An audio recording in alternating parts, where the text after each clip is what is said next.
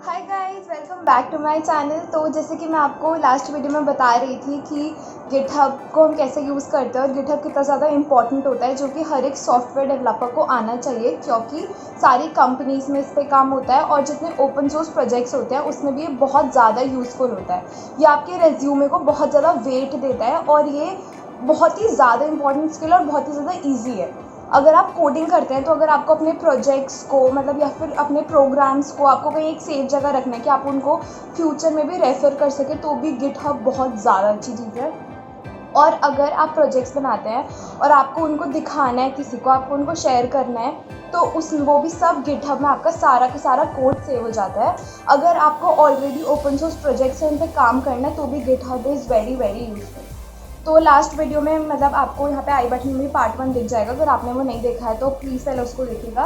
उसमें मैंने आपको बताया है कि मतलब मर्जिंग कैसे करते हैं और एक फ़ाइल को मतलब एक रिपॉजिटरी कैसे क्रिएट करते हैं, वो सब होता क्या है, गिटहब में क्या डिफरेंस होता है, तो आप उसको देख लीजिएगा। आज मैं आपको बताने वाली हूँ कि रीबेसिंग कैसे होती है।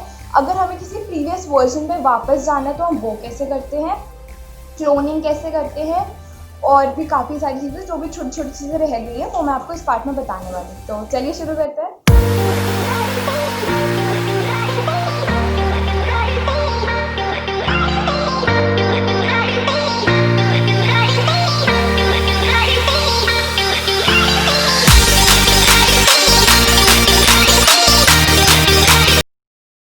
हम सबसे पहले पढ़ेंगे रीबेसिंग।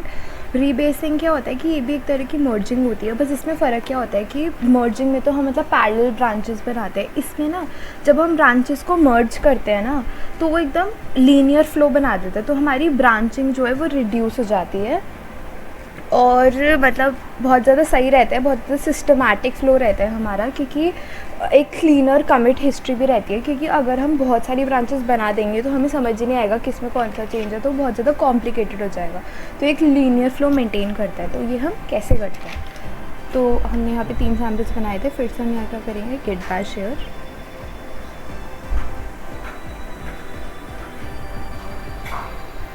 अब हम यहाँ देखेंगे गिट चेकआउट मास्टर। आपको यहाँ दिख रहा होगा कि अभी हम यहाँ फर्स्ट ब्रांच में, अब हम मास्टर ब्रांच में आ गए, ठीक है। लेकिन अभी हम फर्स्ट ब्रांच में ही 2 फाइल्स बनाते हैं, तो उसके लिए हमें क्या करना होता था, गिट चेकआउट फर्स्ट ब्रांच। अब हम यहाँ फर्स्ट ब्रांच में आ गए।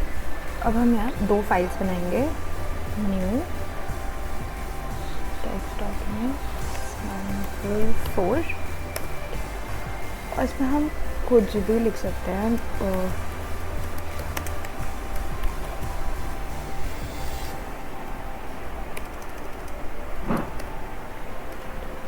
इसको सेव कर लेंगे।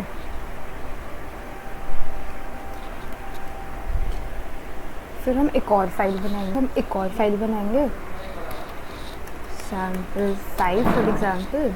इसे हम लिख देंगे लर्निंग रीबेस पार्ट 2, ओके। और हम इसको भी सेव कर देंगे।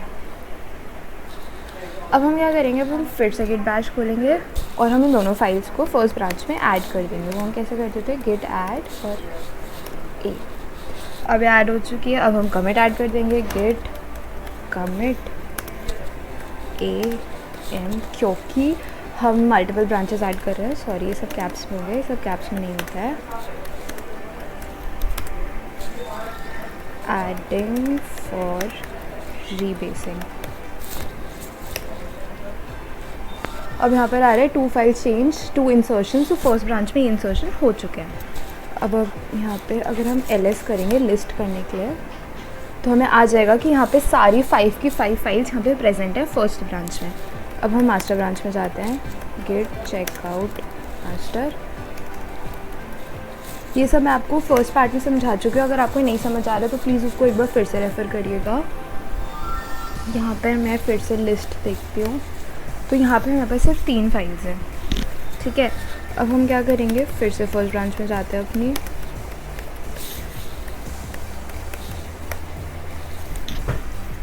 अब हम रीबेस करेंगे, तो रीबेस करने के लिए हमारा क्या कमांड होता है, गिट रीबेस मास्टर।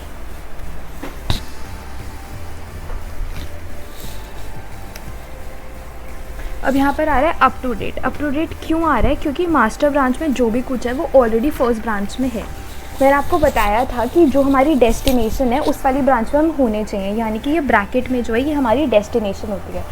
इसमें हम क्या करें कि मास्टर की जो फाइल्स है उसको हम मर्ज करें फर्स्ट ब्रांच की फाइल्स के साथ, लेकिन फर्स्ट ब्रांच में तो ऑलरेडी सारी फाइल्स हैं, तो इसीलिए अप टू डेट आया। अब हम करते हैं गेट चेकआउट मास्टर। ओके, अब हम यहाँ पर करते हैं गेट रीबेस फर्स्ट ब्रांच, क्योंकि हम चाहते हैं कि हमारी फर्स्ट ब्रांच की जितनी भी फाइल्स है वो सारी मास्टर में चली जाएं। तो यहाँ पर आ रहा है सक्सेसफुली रीबेस्ड एंड अपडेटेड। ठीक है, तो अब क्या होगा, सारी फाइल्स जो हैं वो लीनियरली अटैच हो जाएंगी फर्स्ट ब्रांच की मास्टर ब्रांच से, और कोई भी नो न्यू कमिट्स, मतलब कोई भी नए कमिट्स नहीं आएंगे। अब हम यहाँ देखें तो 5 फाइल्स आ रही हैं लिस्ट में। अब मान लो हमने सारे चेंजेस कर लिए, हमने अपना कोड कर लिया, हमने उसमें सब कुछ सही वही कर लिया, बग्स उसके डिलीट कर दिए, हमें जो भी करना था हमने कर लिया।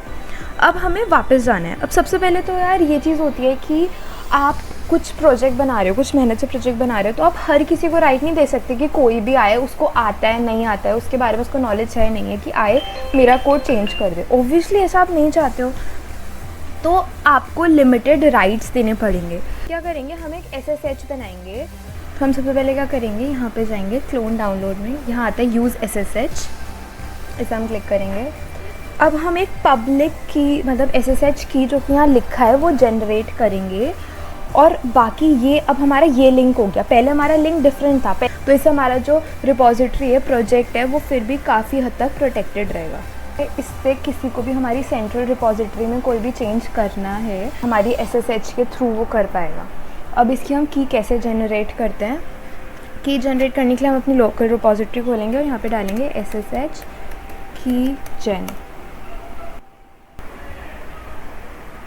तो आपको बस उसके बाद एंटर क्लिक करते जाना है। उसके बाद हमारी यहाँ पे SSH की जनरेट हो चुकी है। अगर आप हमें उसे देखना है तो हम करेंगे कैट, और फिर यहाँ पर ये जो ये है ना, योर पब्लिक की हैज़ बीन सेव्ड इन, इसको हम पूरा कॉपी कर लेंगे, कॉपी एंड पेस्ट। तो ये हमारी SSH की आ गई है। अब हम इसको अपने गिटहब अकाउंट में ऐड करेंगे। वो हम कैसे करेंगे,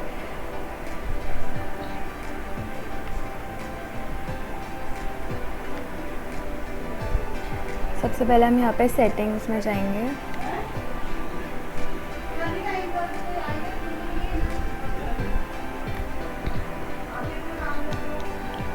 SSH GPG कीज़, यहाँ पे जाएंगे, यहाँ पे न्यू SSH की पे क्लिक करेंगे और हम उसे SSH1 के नाम से उसे हम नेम कर देंगे। की में हम ऐड करेंगे जो भी हमें यहाँ गिट बैश में मिला था, ये पूरा हम कॉपी करेंगे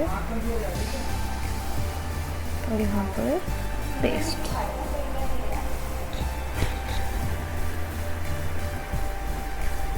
ऐड SSH की। तो अब मेरी की यहाँ पे ऐड हो चुकी है। अब मैं फिर से यहाँ पे जाऊँगी गिट बैश में, यहाँ मैं अपना क्लियर कर देती हूँ। उसके बाद मैं यहाँ पे डालूँगी SSH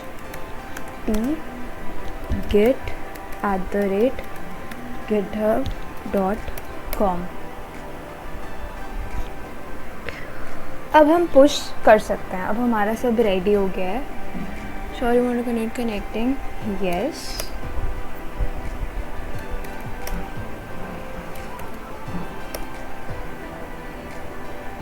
यहाँ पे लिखा आ गया है कि you are successfully authenticated but GitHub does not provide shell access. इसका मतलब कि अब जो भी आपके प्रोजेक्ट में चेंजेस करेंगे उनके पास ही SSH की होनी चाहिए, तो ये आप सबको नहीं देंगे। अगर अब हम चाहते हैं कि हम अपनी मास्टर ब्रांच में इसको मर्ज नहीं करें, तो हम एक सेपरेट ब्रांच भी बना सकते हैं और वहाँ पे उसको कॉपी कर सकते हैं। अब हम यहाँ पे गिट बैश में जाएंगे, हम अपनी रिपॉजिटरी में आ गए। अब हम अपने गिट बैश में जाएंगे, हम डालेंगे गिट चेकआउट फर्स्ट ब्रांच। अब मैं स्विच हो गया। अब हम पुश करने के लिए सिर्फ इसे git push origin first branch.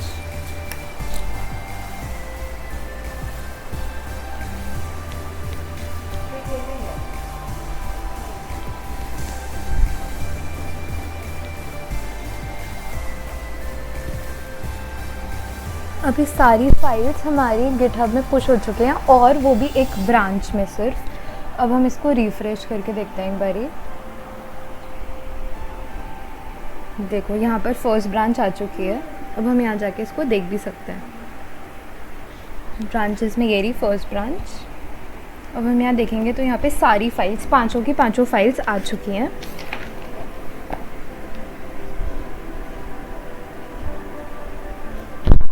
अब अगर हमें मास्टर में करना होता तो हम यहीं पे करते गिट चेकआउट मास्टर। उसके बाद हम यहाँ पे करते गिट पुश ओरिजिन मास्टर।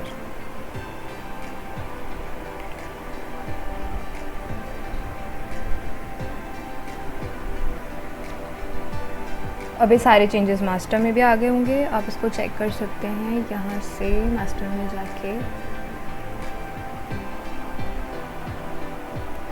सारे चेंजेस आपकी मास्टर ब्रांच में भी आ गए हैं। अब अगर मान लो हमें प्रीवियस वर्जन में जाना होता तो उसके लिए हम कैसे जाते हैं? तो उसके लिए ना मैं एक काम करती हूँ, मैं यहाँ पे एक और फाइल बना देती हूँ क्योंकि ये बहुत सारी फाइल्स हैं तो वो थोड़ा आपको ईजी पड़ेगा समझने में। सैम्पल 6 बना दी मान लो। इसमें मैंने लिख दिया how to revert back to prev version. Okay, इसको मैंने सेव कर दिया। अब हम क्या करेंगे, अब हम यहाँ पे फिर से डालेंगे गिट ऐड, जो भी फाइल का नाम है, हमारी फाइल का नाम है sample6.txt। ठीक है, अब हम कमिट ऐड करेंगे as usual, git commit m reverting. ठीक है, अब हमने सब कर दिया। अब हम एक बार क्लियर कर देती हूँ पहले। अब मैं उसमें कुछ ऐड करती हूँ, जो मेरी टेक्स्ट फाइल थी ना,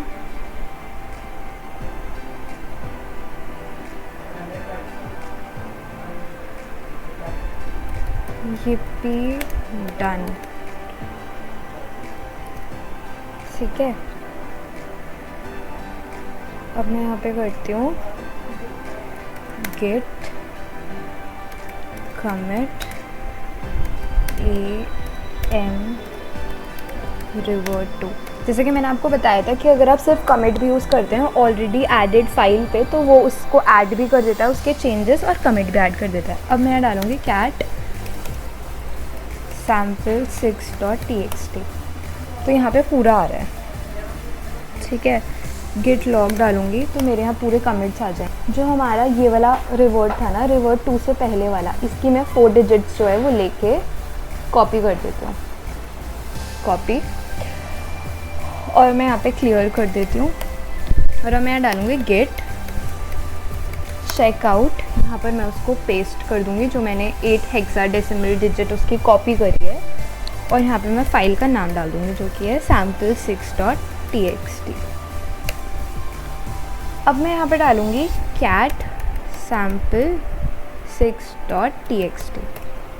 अब देखो वो जो yippee डन था वो डिलीट हो गया, यानी कि हम प्रीवियस वर्जन पे चले गए। तो प्रीवियस वर्जन पे जाना भी कितना ज़्यादा इजी है। तो हमने सब कुछ सक्सेसफुली कर लिया है। तो गाइज़ आई रियली होप आपको वीडियो अच्छी लगी होगी, और अगर ऐसा कोई भी टॉपिक है जिस पर आप चाहते हैं कि मैं आपके लिए वीडियो बनाऊं तो प्लीज़ मुझे कमेंट सेक्शन में बताइएगा, और आपको वीडियो कैसी लगी उसका फीडबैक भी कमेंट सेक्शन में दीजिएगा। और अगर आपको कोई भी डाउट है तो वो भी आप मुझसे पूछ सकते हैं। और चलिए फिर हमारी अगली वीडियो में मिलते हैं। Bye guys, thank you so much for watching my channel. Bye.